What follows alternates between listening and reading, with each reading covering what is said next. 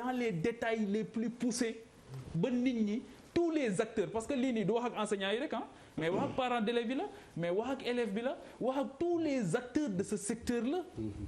nga jël pêche loolu moo war a nekk liggéey bi nga jël agriculture loolu moo war a nekk liggéey bi nga jël élevage loolu moo war a nekk liggéey bi léegi lii inspecteur wax li ci am solo mooy tey coronavirus énième problème la ci problème mu éducation nationale parce que efficience lañ leen di laaj man ba ma xamee ba nekk ci éducation efficience lañ leen di laaj efficience mooy lan avec peu de moyens on vous a réclamé beaucoup de résultats des résultats énormissimes c'est pas possible dañ leen a ŋàcc ba ñuy bëgg a dee et aujourd'hui gis nga bi ma déggee professeur bi léegi muy wax ne xale yi waruñu leen wax këru mais je suis désolé pour man parkeriser am na loo xamante ni mënta ñàkk nga fixé ko ci xale bi.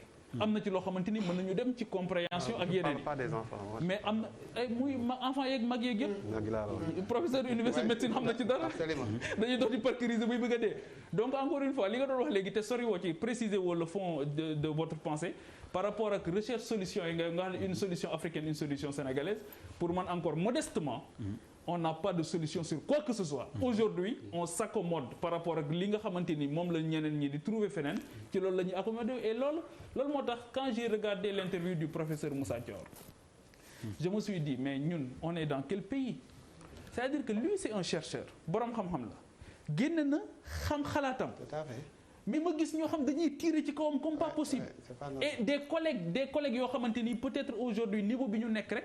moom moo tax ñu waxee noonu daay teguñu ko ci xam-xam ci passion lañ ko teg mais moom xalaatam la génne peut-être que bu ñu ko trouvé loon le cadre nécessaire bi nga xamante ni mooy le cadre adéquat mën na ko faa waxee comme waxee wuñ ko foofu nag j'ai senti un homme révolté il pose sur la table une question essentielle et les autres chercheurs ñoom fan lañ ci toll la recherche fan lañ ci toll jusque là donc loolu aussi c'est des c'est très important ce qu'il dit c'est pas un cas isolé c'est pas un cas isolé il y a toujours des contradictions entre les professeurs dans tous les pays du monde sur beaucoup de choses attention tout à fait on est d'accord Papi c'est pas un cas isolé non on est parfaitement d'accord mais lu ma bëggoon wax Pape Djibril mooy yokkal la ci enseignants yi ni nga wax ñu seet stratégie ak yëpp ci stratégie bi ñuy seet il y a pourquoi pas def rentrée des enseignants ba pare retour des enseignants après xale yi doog ci topp d'autant plus que bu boobaa transport yi ñu war a dugg y a beaucoup de paramètres et de facteurs mais xoolal vidéo yi ñuy jàllale am na solo lool réaction kilifa yoo xam ni mi ngi ne budget équilibre la mooy Jaafra mi doon wax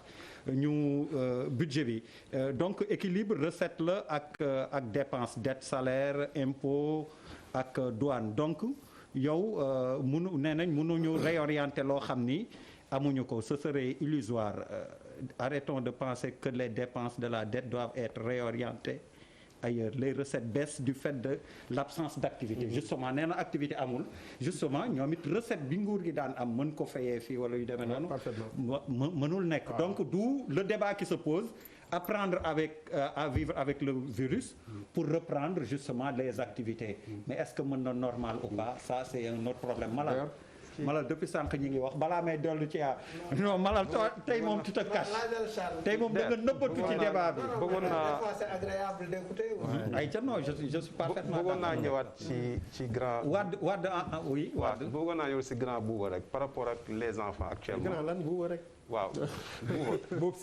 Bouba alors xale yi actuellement man dama doon d'accord ci yow à 200% fekkoon xale yëpp du Sénégal étaient dans les maisons confinées kenn du génn mais koñ yi boo dem xale yi dañuy jouer ay égaat takkuñu mas takkuñu dara et lu lay gën a jaaxal tamit mooy suñu duggee ci biir kër gi suñuy lekk ceeb nan la ñuy lekkee ceeb ñun ñëpp. mais dañuy toog bool bi dañ koy wër. mais c'est pas la même chose. non c'est yow yaa ngi convoqué responsabilité individuelle. non je veux dire par rapport à le fait de dire que. Aujourd'hui on peut s'organiser aujourd'hui xam nga ñoo def mooy solution waruñu subir il faut aller trouver les solutions jël gestes yi ñu war a jël yëpp idoine pour def. mais loolu bu ñu gisoon ni solution boobu c'est envisageable xam nga tam. mënuñu nekk Sénégal si on ne sait pas. non il faut faire des pas il faut poser des gestes. non mënuñu nekk Sénégal. il faut poser des gestes. fii ak juin nekk à 1 mois nga bëgg ñu gëmloo ni. mën nañu am ay stratégie yoo xam ne xale bi dëkk koñ ñoom mala nu mu tudd. Géejawaay la. fële sa koñ bi ngay wax. là c'est Savoie vaincu dès le départ. naan bi wala mi ngi dem ci école am na nu ñuy organiser ba mu egg école am ñëw xale yi waxuma la transport dañuy dox. pourquoi mënul ne. non parce que ñu dem si réflexion mais loolu xoola ñun ñëpp loolu lañ bëgg mais dem bu ñuy wax ak nit yi aussi dañ leen wax lu mën a nekk. su ma waay da ngay wax ni c'est de rêve la. du rêve. non si mënul nekk fii un mois. il faut essayer xam nga loolu moo ñu tardé la non faut pas rêver du rêve. Je pense que l'analyse du professeur Thior est fondée effectivement sur notre mode de vie. Parce que xam na ni li ñu feebar bi laaj te réewu nasaraan yi mën ko wala mën ko sax te am ci ay jafe-jafe ñun mënuñu ko. ñun suñu koñ ñu ngi ataaya ba léegi. munoo ko tere gaay suñu koñ ñu ngi toog di waxtaan jigéen ñi di natt di joxe. tu sensibilises ñu ne la.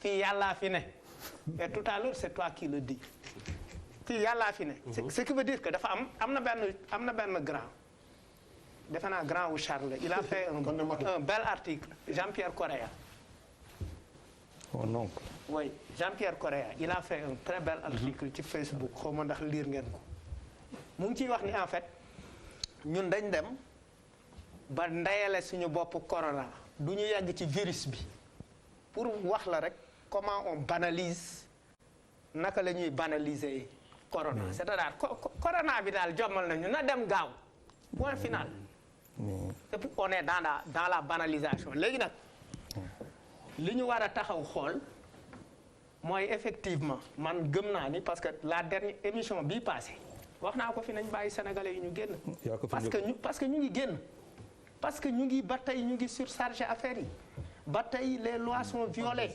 parce que 10 000 personnes qui ont été arrêtées c'est pas anodin loolu mooy on ne peut pas rester chez nous. Interpellé pas arrêté. Interpellé oui loolu mooy on ne peut pas rester chez nous loolu mooy.